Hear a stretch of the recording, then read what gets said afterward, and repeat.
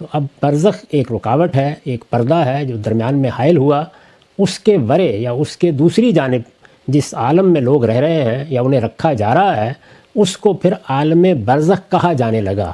تو برزخ یہ فارسی لفظ پردہ کا معرب ہے۔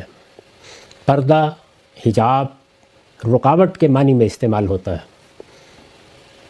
جیسے یہ کہا جائے کہ فلاں اور فلاں کے درمیان ایک پردہ حائل ہو گیا۔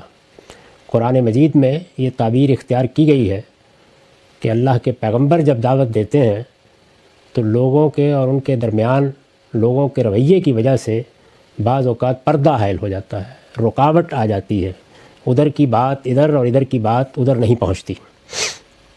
یہ فارسی لفظ پردہ کا معرب ہے۔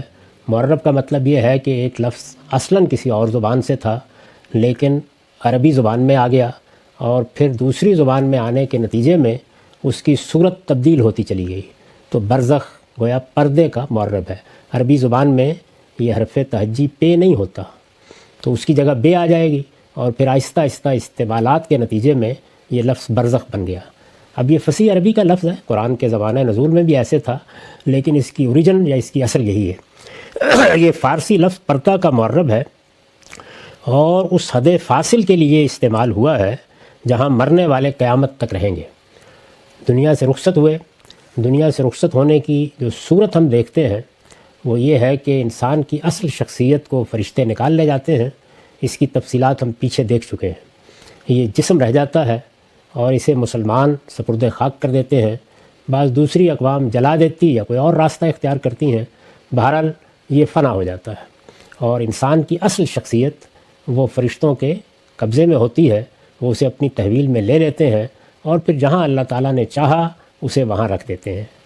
وہ جگہ جہاں وہ رہتی ہے اس کے اور ہمارے درمیان چونکہ ایک رکاوٹ رہتی ہے، وہ ادھر نہیں آ سکتے، ہم ادھر نہیں جا سکتے، درا حال ہے کہ ہم بھی اس دنیا میں زندہ ہوتے ہیں اور وہ بھی اپنی اس دنیا میں ایک نوعیت کی زندگی کے ساتھ جی رہے ہوتے ہیں، اگرچہ وہ زندگی ہمارے شعور سے بالاتر ہے۔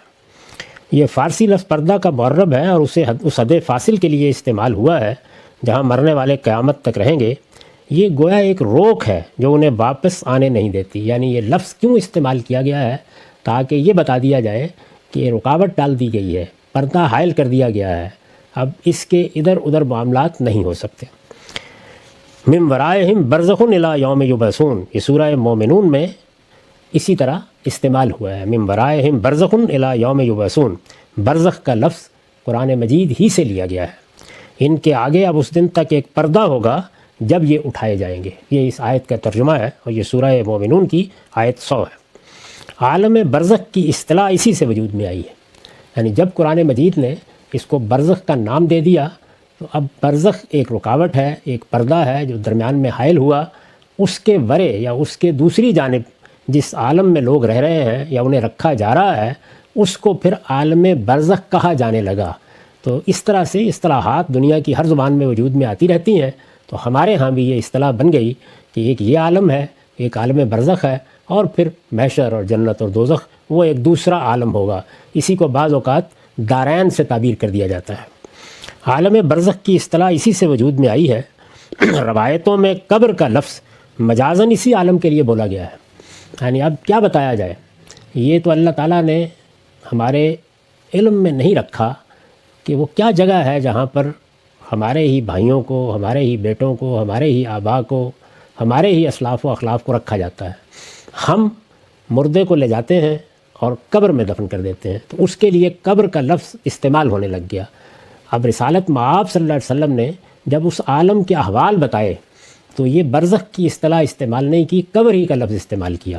لیکن قرآن مجید کی وضاحتوں کو دیکھتے ہوئے، ہمارے مشاہدے کو سامنے رکھتے ہوئے، جو اصل حقیقت ہے وہ یہی ہے کہ قبر کا لفظ حدیثوں میں بھی یا رسالت مآب صلی اللہ علیہ وسلم کی نسبت سے بیان ہونے والے اقوال میں بھی مجازاً استعمال ہوا ہے۔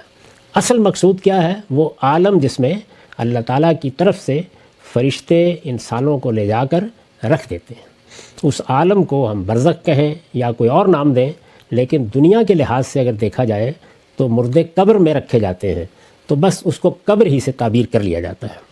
روایتوں میں قبر کا لفظ مجازاً اسی عالم کے لیے بولا گیا ہے۔ اس میں انسان زندہ ہوگا، یعنی ایسا نہیں ہے کہ انسان مٹی میں مل جاتا ہے، انسان تو نکال لیا جاتا ہے۔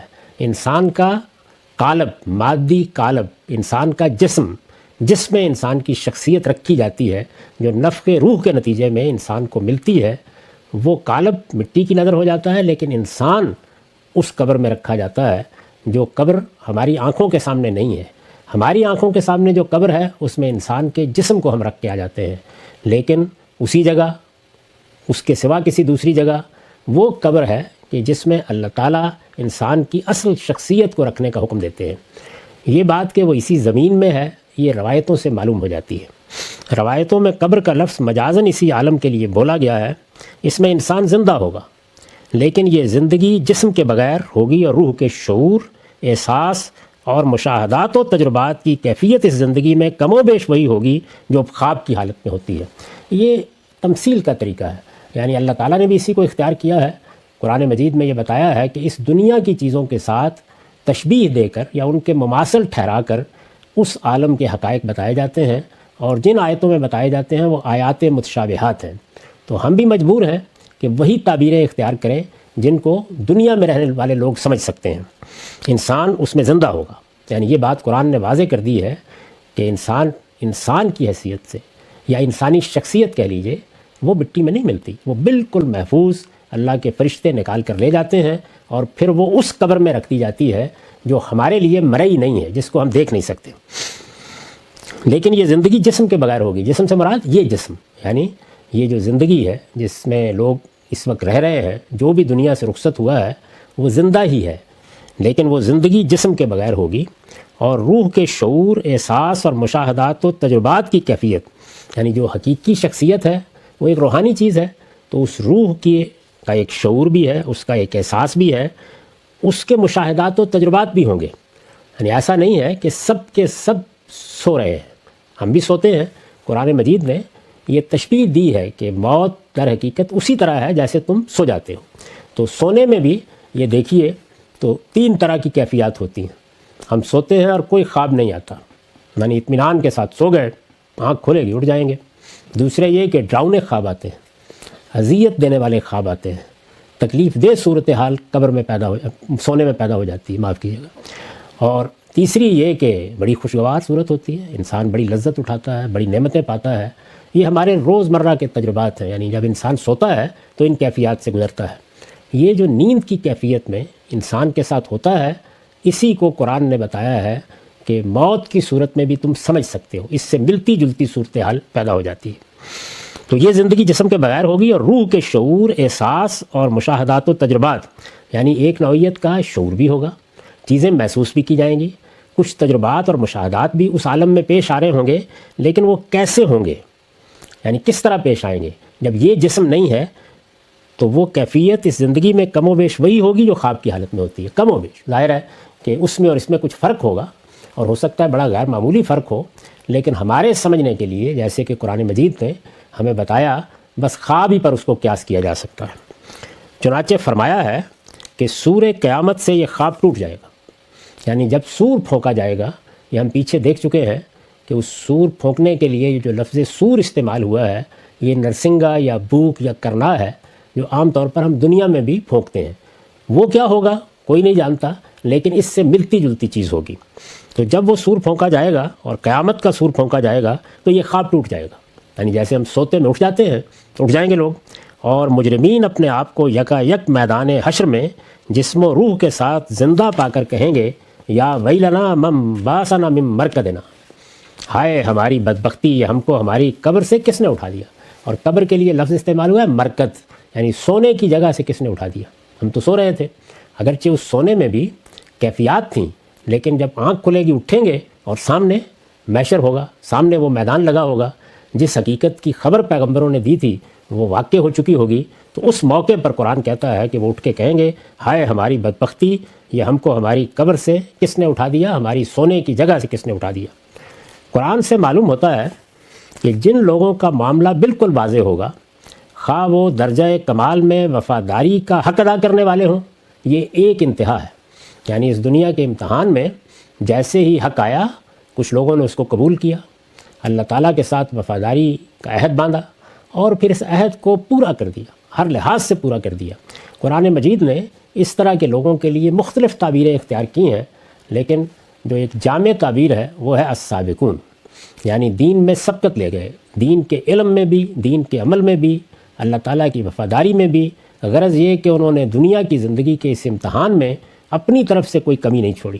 جیسے ہم دیکھتے ہیں کہ امتحانات ہمارے اپنے طریقے سے ہوتے ہیں، تو اس میں بعض لوگ اس آخری مرتبے پر آ جاتے ہیں جس سے آگے کوئی تصور نہیں کیا جا سکتا، تو درجہ کمال میں وفاداری کے حق ادا کرنے والے، یہ تعبیر ہے ان لوگوں کی جنہیں قرآن مجید السابقون کہتا ہے۔ تو ایک یہ ظاہر ہے ان کا معاملہ بالکل واضح ہے، ان کے لیے کسی حساب کتاب کی ضرورت نہیں ہے۔ مثال کے طور پر سیدنا ابو بکر ہیں، سیدنا عمر ہیں، اور بعض جلیل القدر صحابہ ہیں، انبیاء علیہم السلام ہیں، صالحین کے اور بہت سے لوگ ہیں۔ تو یہ وہ لوگ ہوتے ہیں کہ جن کا معاملہ یہ نہیں ہے کہ کوئی ایسا گناہ کیا ہے، کوئی ایسی غلطی کی ہے، کوئی ایسی کوتاہی کی ہے جس کے لیے اب حساب کتاب کی ضرورت ہو۔ کوتاہیاں بھی ہوئی ہوں گی لیکن وہ ایسی نہیں ہے، وہ لا یوبہ بہی ہوتی ہیں، یعنی ان کی کوئی حیثیت نہیں ہوتی۔ سابقون، سب سے آگے بڑھنے والے، صدیقین جن کو دوسری جگہ قرآن مجید نے کہا ہے، شہداء، اللہ کے دین کے علمبردار بن کر کھڑے ہو گئے اور وفاداری کا حق ادا کر دیا۔ تو یہ گویا ایک انتہا ہے۔ تو خواہ یہ ہوں یا سرکشی اور تکبر سے جھٹلانے والے اور کھلے نافرمان، یعنی انہوں نے ایسا نہیں ہے کہ کوئی غلطی ہو گئی، کہیں پھسل گئے، بات سمجھ میں نہیں آئی، سچے دل سے چاہتے ہیں کہ سمجھ میں آئے، جدوجہد کر رہے ہیں اس کے لیے، یا کسی چیز کو قبول کیا ہے، اپنی طرف سے کوشش یہی ہے کہ اس کا حق ادا کریں، لیکن گاہے گاہے خواہشات سے مغلوب ہو گئے، گناہ کر بیٹھے۔ یہ ظاہر ہے کہ دوسری کیٹیگری یا دوسری صورت ہو سکتی تھی، لیکن وہ نہیں بیان کی یہاں، بلکہ اس کے بالکل بالمقابل وہ لوگ جو سرکشی اور تکبر سے جھٹلانے کے لیے کھڑے ہو گئے، جیسے ابو جہل ہے، جیسے فرعون ہے، یہ مثالیں ہیں تاریخ میں، اور کھلے نافرمان۔ تو یہ دو انتہائیں، یعنی درجہ کمال میں وفاداری کا حق ادا کرنے والے اور سرکشی اور تکبر سے جھٹلانے والے اور کھلے نافرمان، ان دو انتہاؤں کے بارے میں قرآن مجید یہ کہتا ہے کہ ان کے لیے ایک نوعیت کا عذاب و ثواب اسی عالم سے شروع ہو جائے گا۔ کون سے عالم سے؟ برزخ سے۔ یعنی جیسے ہی وہ اس دنیا سے رخصت ہوتے ہیں، قرآن مجید میں تفصیلات ہیں کہ موت کے وقت ہی اندازہ ہو جاتا ہے۔ یعنی جو سابقون ہیں وہ طیبین، فرشتے ان کو سلام کرتے ہیں اور یہ مبارک دیتے ہیں کہ تم لوگ پاکیزگی کے ساتھ جیے، پاکیزہ جگہ پر آ گئے۔ اس میں کچھ احوال ہیں جو روایتوں میں بیان ہوئے ہیں جو مرنے کے بعد پیش آتے ہیں، لیکن جو درجہ کمال پر وفاداری کا حق ادا کرنے والے ہیں ان کا استقبال ہوتا ہے، وہ یا پہلے ہی مرحلے میں معلوم ہو جاتا ہے۔ اور جو اس کے مقابل میں ہے سرکشی کرنے والے، تو اس میں قرآن نے بتایا ہے کہ فرشتے ان کو مارتے ہوئے ان کی روح قبض کرتے ہیں۔ ان کو بھی یہ معلوم ہو جاتا ہے کہ ہم جس تکبر کے ساتھ جیتے رہے، جیسے ہم نے حق کو جھٹلایا، جس طرح پیغمبروں کی تعلیمات کے مقابلے میں معاند بن کر کھڑے ہوئے، تو اب ہم اپنے انجام کو پہنچ گئے ہیں۔ ان کے ساتھ عذاب و ثواب، یعنی ایک اچھا یا برا سلوک شروع ہو جاتا ہے۔ اچھے سلوک کی آگے کچھ مثال آئے گی، اور برے معاملے کی بھی۔ ظاہر ہے کہ قرآن کا عام طریقہ یہ ہے کہ وہ دو انتہاؤں کو بیان کر دیتا ہے، عام طور پر درمیان کی صورتحال کے لیے خاموشی اختیار کرتا ہے۔ اس میں بڑی حکمت ہے، یعنی گویا معاملہ بیم و رجا کے درمیان میں ہوتا ہے، خوف اور امید کے درمیان میں رہتا ہے۔ ان کے لیے ایک نوعیت کا عذاب و ثواب اسی عالم سے شروع ہو جائے گا۔ یہاں میں یہ بات واضح کر دوں کہ جن لوگوں کی طرف رسولوں کی بعثت ہوتی ہے وہ ان پر حجت تمام کر دیتے ہیں، ان کے لیے معاملہ اس سے بھی ایک مرحلہ پہلے شروع ہو جاتا ہے، یعنی دنیا سے ان کی رخصتی بھی عذاب کے ساتھ ہوتی ہے، فرشتے استقبال بھی عذاب کے ساتھ کرتے ہیں اگر انہوں نے انکار کر دیا، اور اس کے بعد اس عالم میں بھی ان کے لیے ایک نوعیت کے عذاب کی صورت رہتی ہے۔ عذاب و ثواب اسی عالم سے شروع ہو جائے گا۔ اس کی وجہ یہ ہے، یعنی کیوں ان دو انتہاؤں کے معاملے میں یہ ہوتا ہے، اس کی وجہ یہ ہے کہ ان سے حساب پوچھنے اور ان کے خیر و شر کا فیصلہ کرنے کی ضرورت نہ ہوگی۔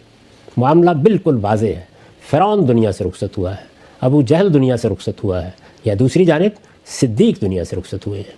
تو اس میں اس کی ضرورت نہیں ہے کہ کوئی حساب کتاب ہوگا، معلوم ہوگا کیا میزانیہ بنا ہے، نیکی کا غلبہ ہے یا شر کا غلبہ ہے، وہ واضح ہے، اپنی کتاب ہاتھ میں لے کے حاضر ہو گئے ہیں۔ اس طرح کے معاملات میں چونکہ حساب پوچھنے اور خیر و شر کا فیصلہ کرنے کی ضرورت نہیں ہوتی، تو عذاب و ثواب موت کے ساتھ شروع ہو جاتا ہے۔ قرآن مجید نے دونوں انتہاؤں کی ایک ایک مثال بیان کر دی ہے۔ پہلی صورت کی مثال وہ صحابہ کرام ہیں جنہوں نے رسول اللہ صلی اللہ علیہ وسلم کی مائیت میں جنگ کی اور اپنے مقدس خون شہادت سے کشت حق کو سیراب کیا۔ ظاہر ہے کہ رسول اللہ صلی اللہ علیہ وسلم کے ساتھ جو لوگ آئے، ان میں سے جن لوگوں نے کسی موقع پر جان دے دی اللہ کی راہ میں، میدان میں اترے، اللہ کے پیغمبر کے ساتھ دینے کے لیے اترے، اناد اور کفر کے خلاف اترے اور جان دے دی، یعنی جان آفرین کے سپرد کر دی۔ اس کے بعد پھر آگے کیا رہ جاتا ہے؟ یعنی انسان کے پاس یہ آخری چیز ہی ہے جس سے وہ محبت کر سکتا ہے، تو وہ سب اس نے اللہ کی راہ میں دے دیا، اپنے آپ کو اللہ کی نظر کر دیا۔ تو اس طرح کے لوگوں کا ذکر ہوا ہے قرآن میں۔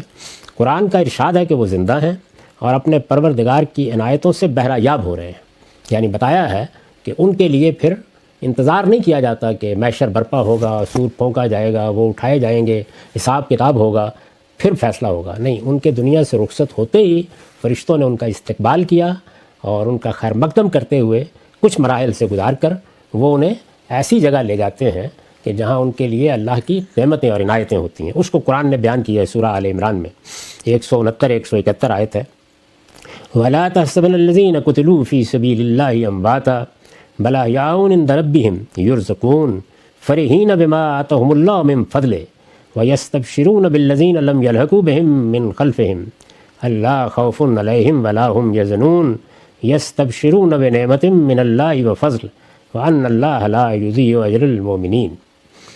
ان باتوں کی پرواہ نہ کرو اے پیغمبر، اور اس جنگ کے دوران میں جو لوگ اللہ کی راہ میں قتل ہوئے ہیں انہیں ہرگز مردہ خیال نہ کرو۔ یہ جنگ احد پر تبصرے میں ہے۔ اس جنگ میں چونکہ مسلمانوں کو نقصان اٹھانا پڑا تھا تو منافقین نے طنز و تعریض کے تیر چلانا شروع کر دیے۔ یہ دیکھیے ہمارے مشوروں پر عمل نہیں ہوا، اس طریقے سے آگے بڑھ گئے، یہ اقدام کر ڈالا، اب اس کا نتیجہ نکلا ہے اور کتنے لوگ مروا کے آ گئے ہیں۔ تو اس طرح کی باتیں ہوئیں۔ اس کے جواب میں اللہ تعالیٰ فرماتے ہیں ان باتوں کی پرواہ نہ کرو اے پیغمبر، اور اس جنگ کے دوران میں جو لوگ اللہ کی راہ میں قتل ہوئے ہیں انہیں ہرگز مردہ خیال نہ کرو۔ یعنی جو جنگ احد میں رسول اللہ صلی اللہ علیہ وسلم کے صحابہ دنیا سے رخصت ہوئے ان کا ذکر ہو رہا ہے، وہ مردہ نہیں بلکہ اپنے پروردگار کے حضور میں زندہ ہیں۔ یعنی ایسا نہیں کہ مر کے مٹی میں مل گئے ہیں، یہ خیال خام دور کرو، وہ زندہ ہیں، اور صرف زندہ نہیں ہیں، زندہ تو فرعون بھی ہے، کفار بھی ہیں، مشرکین بھی ہیں، وہ زندہ ہیں، انہیں روزی مل رہی ہے، اللہ نے جو کچھ اپنے فضل میں سے انہیں عطا فرمایا ہے اس پر شاداں و فرحاں، یعنی گویا خوشی ہی خوشی، مسرت ہی مسرت ہے ان کے لیے، اور اپنے فضل سے انہیں عطا فرمایا ہے۔ ظاہر ہے کہ جو کچھ فرمایا ہے اس کو الفاظ بیان کرنے سے قاصر ہیں، وہ نعمتیں مل گئی ہیں۔ اللہ نے جو کچھ اپنے فضل سے انہیں عطا فرمایا ہے اس پر شاداں و فرحاں، ان کے اخلاق میں سے جو لوگ ابھی ان سے نہیں ملے ان کے بارے میں خوشیاں مناتے ہوئے، یعنی انہیں معلوم ہو گیا ہے کہ وہ کون ہیں کہ جو پیچھے آ رہے ہیں، یہ بھی بشارت انہیں دے دی گئی ہے، ان کے بارے میں بھی وہ خوشیاں منا رہے ہیں کہ خدا کی اس ابدی بادشاہی میں ان کے لیے بھی نہ کوئی خوف ہے اور نہ وہ کبھی غم زدہ ہوں گے، اللہ کی نعمتوں اور اس کے فضل سے خوش وقت، اور اس بات سے کہ ایمان والوں کے اجر کو اللہ کبھی ضائع نہ کرے گا۔ یعنی یہ سب بشارتیں ان کو مل گئی ہیں۔ ایک بہترین زندگی ہے جس کا ہم شعور نہیں رکھتے۔ دوسری جگہ بتا دیا ہے کہ وہ زندگی اس طرح نہیں ہے جیسے تمہاری زندگی ہے، تم اس کا شعور نہیں رکھتے، لیکن وہ زندگی ہے، وہ زندگی کی ایک دوسری صورت ہے، اور اس میں بھی نعمتیں مل رہی ہیں، اللہ تعالیٰ کرم فرما رہے ہیں۔ دوسری صورت کی مثال، یعنی اب یہ ایک انتہا ہے، اس کے مقابل میں یا اس کے برخلاف دوسری صورت کی مثال فرعون اور اس کے اتباع ہیں۔ یعنی ادھر سے رسول اللہ صلی اللہ علیہ وسلم کے ساتھیوں کو لے لیا ہے جو معرکہ بدر میں اپنی جان آفرین کے سپرد کرنے کے لیے تیار ہو گئے، راہ حق پر ثابت قدم رہے، اللہ نے ان کو یہ شرف دیا۔ دوسری صورت کی مثال فرعون اور اس کے اتباع ہیں جو موسیٰ علیہ السلام کی طرف سے اتمام حجت کے بعد بھی ماننے کے لیے تیار نہیں ہوئے۔ یعنی اللہ کے ایک پیغمبر نے حجت تمام کی، وہ لوگ جن کا ذکر اوپر ہوا ہے ایمان لائے، اور ایمان لانے کے بعد ثبات و استقامت کے ساتھ ہر مشکل سے گزر گئے، یہاں تک کہ اپنے وجود کو اللہ کی نظر کر دیا۔ یہ آخری درجہ ہوا۔ اس کے بالکل برخلاف اللہ کے ایک پیغمبر موسیٰ علیہ السلام، ایک جلیل القدر پیغمبر نے حجت تمام کی، لیکن فرعون ماننے کے لیے تیار نہیں ہوا، اور اس کے ساتھی بھی۔ چنانچہ اپنے اس جرم کی پاداش میں دنیا میں بھی عذاب سے دوچار ہوئے، غرقاب کر دیے گئے، یہاں سے عذاب شروع ہو گیا، اور عالم برزخ میں بھی صبح و شام انہیں دوزخ کا مشاہدہ کرایا جاتا ہے۔ اس عالم میں بھی ان کے ساتھ یہ معاملہ ہو رہا ہے۔ اس سے بھی یہ بات واضح ہوتی ہے کہ نیند کی کیفیت میں یا اس سے ملتی جلتی کیفیت میں جس طرح مشاہدات ہوتے ہیں اس طرح کا مشاہدہ کرایا جا رہا ہے۔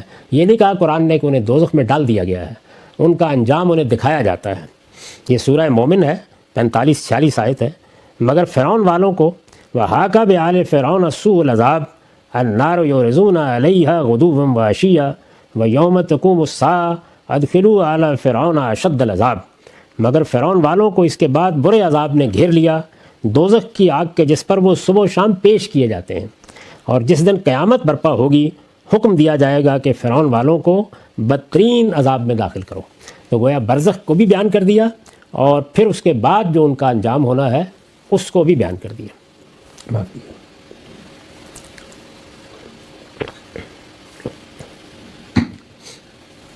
اس باب میں جتنی روایتیں مل سکی ہیں اور وہ سند کے اعتبار سے قابل لحاظ ہیں، ان سب پر کام کے بعد میں پورے اطمینان کے ساتھ یہ عرض کر رہا ہوں کہ ان سے بھی یہی تصویر سامنے آتی ہے۔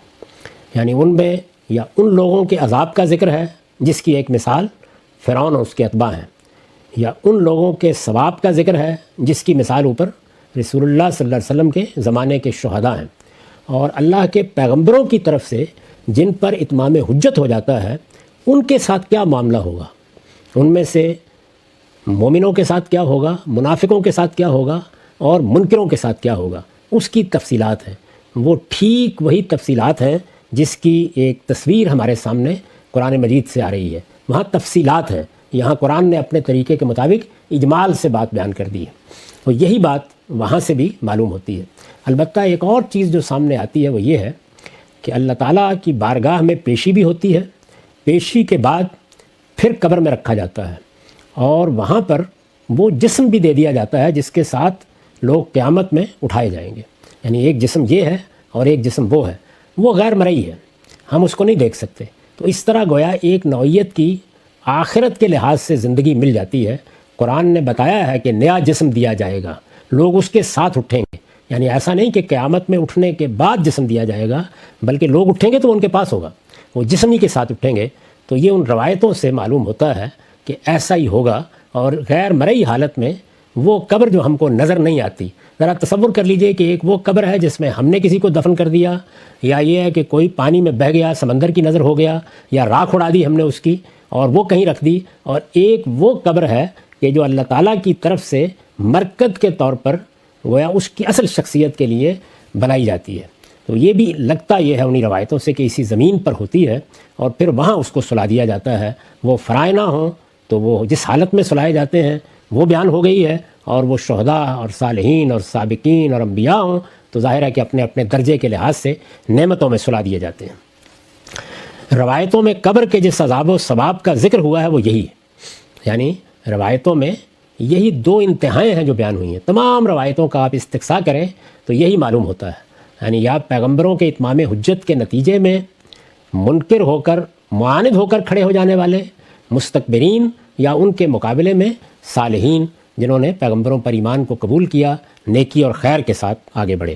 تو یہی بیان ہوا ہے۔ درمیان کی صورتیں کیا ہوں گی ان کے بارے میں قرآن مجید کی سورہ توبہ سے یہ اشارہ نکلتا ہے کہ یہ وہ لوگ ہوں گے کہ جو خلطوا عملا صالحا وآخر سیئا کا مصداق ہے۔ یہ قرآنی کے الفاظ ہیں، یعنی ان کا معاملہ نہ اس طرف بالکل واضح ہے نہ اس طرف بالکل واضح ہے، درمیان کے لوگ ہیں ہمہ شمہ۔ ان کا معاملہ یہ ہے کہ وہ قیامت تک مؤخر رکھا جائے گا، جب وہاں اٹھیں گے حساب کتاب ہوگا پھر فیصلہ سنایا جائے گا۔ تو اس سے گویا قرآن مجید میں جو تصویریں ہیں ان سب کی تطبیق ہو جاتی ہے۔ ان لوگوں کا معاملہ بھی واضح ہو جاتا ہے کہ جو مقابلے میں آ گئے، سرکش ہو گئے، متکبر ہو گئے اور پیغمبروں کی دعوت کا انہوں نے انکار کر دیا، اور ان کا معاملہ بھی واضح ہو جاتا ہے جنہوں نے وفاداری کا حق ادا کر دیا۔ یہ درمیان کے لوگ ہیں۔ تو میں نے یہ عرض کیا تھا کہ چونکہ سونے سے تشبیہ دی گئی ہے تو اس میں بھی اگر غور کیجئے تو تینوں ہی حالتیں پیش آتی ہیں، یعنی اذیت کے خواب، بڑے خوش آہنگ خواب، اور اطمینان سے آدمی سو رہا ہے۔ تو یہی صورتیں ہیں، اور یہی غالباً اندازہ ہوتا ہے کہ اس قبر میں بھی پیش آ رہی ہیں جس میں اللہ تعالیٰ کی طرف سے انسانوں کی اصل شخصیت کو رکھا جاتا ہے، لیکن چونکہ قبر ہی کے لفظ سے ہم واقف ہیں تو وہی لفظ بول دیا جاتا ہے۔ روایتوں میں قبر کے جس عذاب و ثواب کا ذکر ہوا ہے وہ یہی ہے۔ نبی صلی اللہ علیہ وسلم نے مزید بتایا ہے کہ آپ کی بعثت جن لوگوں میں ہوئی ان کے لیے اس کی ابتدا اس سوال سے ہوگی کہ وہ آپ کے بارے میں کیا کہتے ہیں۔ قبر میں داخل ہوتے وقت سوال و جواب ہوں گے۔ قرآن مجید میں بہت سے سوال و جواب نقل ہوئے ہیں۔ مثال کے طور پر یہ نقل ہوا ہے کہ وہ لوگ جو رسول اللہ کی دعوت پر لبیک کہنے کے باوجود ہجرت کر کے وہاں سے نہیں نکلے اور ان کو اپنا ایمان کا اظہار کرنے میں مشکلات پیش آئیں، پھر انہوں نے کفری کو بظاہر اختیار کیے رکھا، وہ جب دنیا سے رخصت ہوں گے تو فرشتے ان سے کیا گفتگو کریں گے؟ وہ قرآن میں نقل ہوئی ہے۔ اسی طرح کی کچھ گفتگویں رسول اللہ صلی اللہ علیہ وسلم کے زمانے میں جو لوگ دنیا سے رخصت ہوئے ان کے بارے میں بھی حدیثوں میں نقل ہوئی ہیں۔ تو وہ گفتگویں ہیں، ان میں پہلا سوال یہی کیا گیا ہے، رسالت مآب صلی اللہ علیہ وسلم کی ذات والا صفات کو ممثل کر کے سامنے لایا گیا ہے اور یہ پوچھا گیا ہے کہ ان کے بارے میں کیا کہتے ہو۔ تو اس میں ایمان والے کیا کہیں گے، منافقین کیا کہیں گے، منکرین کیا کہیں گے، وہ سوال جواب وہاں نقل ہو گیا ہے۔ وہ بالکل قرآن کے مطابق ہے، اس میں کوئی معنی نہیں ہے۔ نبی صلی اللہ علیہ وسلم نے مزید بتایا ہے کہ آپ کی بعثت جن لوگوں میں ہوئی ان کے لیے اس کی ابتدا اس سوال سے ہوگی کہ وہ آپ کے بارے میں کیا کہتے ہیں، یعنی ہر شخص سے اس کے حالات کے لحاظ سے سوالات ہوں گے، کوئی ایک ہی سیٹ نہیں ہے سوالات کا جیسے کہ عام طور پر لوگ سمجھتے ہیں۔ لیکن رسول اللہ کے زمانے میں، اور اس سے قیاس کیا جاتا ہے کہ سب رسولوں کے ساتھ یہی ہوگا، رسول اللہ کے زمانے میں جو لوگ دنیا سے رخصت ہوئے اور جنہوں نے آپ کی یا تو دعوت کو مان لیا یا انکار کیا یا منافقت کے ساتھ رہے، ان کے احوال بیان ہو گئے ہیں وہاں۔ اس کی وجہ بھی بالکل واضح ہے، یعنی کیوں آپ ہی کے بارے میں سوال سے ابتدا ہوگی، اسی وجہ بھی بالکل واضح ہے۔ اپنی بعثت کے بعد رسول ہی اپنی قوم کے لیے حق و باطل میں امتیاز کا واحد ذریعہ ہوتا ہے۔ جب اللہ کے رسول براہ راست دعوت نہیں دے رہے ہوتے تو پھر بہت سی چیزیں ہیں جن کا لحاظ کرتے ہیں اللہ تعالیٰ، حالات کیا تھے، زمانہ کیا تھا، علم کتنا ملا، کہاں رہے، کس صورتحال سے دوچار ہوئے۔ لیکن جب رسول آ جاتے ہیں تو پھر رسول ہی اصل میں حق و باطل کا معیار بن جاتا ہے۔ یعنی اب بتائیے، اب تو اللہ کا رسول تمہارے درمیان آ گیا، کیا رائے قائم کی ہے تم نے ان کے بارے میں؟ اس لیے اس پر ایمان کے بعد پھر کسی اور سے کچھ پوچھنے کی ضرورت نہیں رہتی، یعنی یہ گویا پہلا سوال ہی خاتمہ بن جاتا ہے۔ تو رسول کی شخصیت کو جو خصوصی حیثیت حاصل ہے اور قرآن مجید نے جو قوانین اس کے متعلق بیان کیے ہیں، جن کو میں محض سادہ طریقے سے سمجھانے کے لیے قانون اتمام حجت کہتا ہوں، یعنی اللہ تعالیٰ کی حجت دنیا میں کئی ذرائع سے پوری ہو رہی ہے، بلکہ قرآن نے تو یہ بتایا ہے کہ اس کی ابتدا اس عہد الف سے ہو جاتی ہے، اس کی یاد اگرچہ محو کر دی گئی ہے لیکن انسانی فطرت اندر سے بتاتی رہتی ہے۔ تو اللہ کی حجت کا گویا ابتدائی ذریعہ وہ ہے، انسانی نفس میں اللہ تعالیٰ نے جو خیر و شر الہام کیا ہے وہ دلیل بنتا ہے۔ پھر اس کے بعد انفس و آفاق کی نشانیاں ہیں، پھر نبی آتے رہے ہیں، انہوں نے آ کر اللہ کی حجت پوری کی ہے، سب اتمام حجت کے ذرائع ہیں۔ لیکن رسولوں کی یہ خصوصیت ہے کہ گویا دنیا میں جب وہ آ جاتے ہیں نبیوں میں سے جن کو رسالت کے منصب پر فائز کیا گیا ہے، تو پھر فیصلہ ہو جاتا ہے، یعنی اس کے بعد کوئی بہام باقی نہیں رہتا۔ قرآن مجید نے اس کو بڑی وضاحت سے بیان کیا ہے، بلکہ اگر کہا جائے تو کہا جا سکتا ہے کہ قرآن مجید در حقیقت اس پورے قانون ہی کے روبہ عمل ہونے کی سرگزشت ہے۔ چنانچہ میں نے کئی مرتبہ یہ توجہ دلائی ہے کہ اس میں چونکہ یعنی اس قانون کے مطابق جب اللہ کا رسول دنیا میں ہوتا ہے تو اس میں چونکہ دینونت یا جزا و سزا کی ابتدا دنیا سے ہوتی ہے، یعنی وہ پہلے دنیا میں ہمارے سامنے برپا ہوتی ہے، پھر اس کے بعد برزخ کے احوال ہیں جو یہاں بیان ہوئے، اس کے بعد پھر قیامت کا عذاب و ثواب ہے، جس کو یہ کہا ہے سورہ مومن میں آل فرعون کے بارے میں کہ ادخلوا آل فرعون اشد العذاب، اور اس میں کہا ہے وَیَوْمَ تَقُومُ السَّاعَةُ، یعنی جب قیامت برپا ہوگی تو پھر یہ لوگ زیادہ سخت عذاب کی طرف لوٹا دیے جائیں گے۔ تو یہ جو تصویر ہمارے سامنے آتی ہے، اسی تصویر کے لحاظ سے وہ سب معاملات جو دنیا میں ہوئے وہ سورہ توبہ میں بیان ہوئے ہیں۔ سورہ برات کہتے ہیں یا سورہ توبہ، یہ قرآن کی وہ سورہ ہے جس پر بسم اللہ نہیں لکھی جاتی، اس لیے کہ یہ عذاب کی سورہ ہے، یعنی اس میں گویا اللہ کا قہر سامنے آ گیا ہے۔ وہ لوگ جن کی طرف رسول اللہ کی بعثت ہوئی ان کے بارے میں اللہ کا فیصلہ اس میں بیان ہوا ہے۔ تو سب لوگوں کے ساتھ کیا ہوگا، یعنی مشرکین کے لیے کیا فیصلہ ہے، اہل کتاب کے لیے کیا فیصلہ ہے، یہ فرق ہے دونوں میں۔ وہ بنی اسماعیل ہیں، یہ بنی اسحاق ہیں زیادہ تر۔ فرق یہ ہے کہ یہ توحید کو اصل دین کی حیثیت سے مانتے ہیں، پھر بعض گمراہیوں میں مبتلا ہو گئے ہیں۔ ان کا معاملہ یہ ہے کہ وہ شرک کے علمبردار ہیں، اسے اصل دین کے طور پر اپنائے ہوئے ہیں۔ ان کی سزا کیا ہے؟ منافقین کے ساتھ کیا ہوگا؟ وہ لوگ جو خلطوا عملا صالحا وآخر سیئا، یعنی نیکیاں بھی کی ہیں، برائیاں بھی ہو گئی ہیں، ہما شما کی طرح کچھ ایمان میں بھی کمی رہ گئی، کچھ عمل میں بھی کمی رہ گئی، ان کے ساتھ کیا ہوگا؟ اور وہ جو اصلاً تو وفادار ہیں لیکن کبھی پھسل گئے، غفلت میں پڑے رہے، ان کے ساتھ کیا ہوگا؟ تو وہ پوری کی پوری تصویر سورہ برات میں سامنے آ جاتی ہے، اس کو دیکھنا چاہیے، اس سے اندازہ ہو جائے گا کہ محشر میں بھی یا قیامت کے دن بھی کیا معاملات انسانوں کے ساتھ ہونے والے ہیں۔ تو یہاں یہ بتا دیا ہے کہ برزخ میں یہ صورتحال ہوگی، یعنی لوگ سلا دیے جائیں گے، سونے کی اس کیفیت میں سلا دیے جائیں گے ہمارے لحاظ سے، یعنی سونے سے ملتی جلتی ایک کیفیت میں ہوں گے، اور اس میں ان کے حالات کے لحاظ سے یہ معاملات ان کے ساتھ کیے جائیں گے۔ فرعون اور آل فرعون کا بیان کر دیا، یہ ایک انتہا تھی۔ شہداء کا بیان کر دیا، رسول اللہ کے زمانے کے شہداء، جنگ احد کے شہداء، ان کے ساتھ کیا ہوگا اس کو بیان کر دیا، اور یہ بتا دیا کہ رسولوں کی بعثت کے بعد سوال و جواب کی نوعیت کیا ہو جاتی ہے خاص طور پر ان کے مخاطبین کے لیے. تو اس طرح گویا ہم نے برزخ کا مطالعہ کر لیا.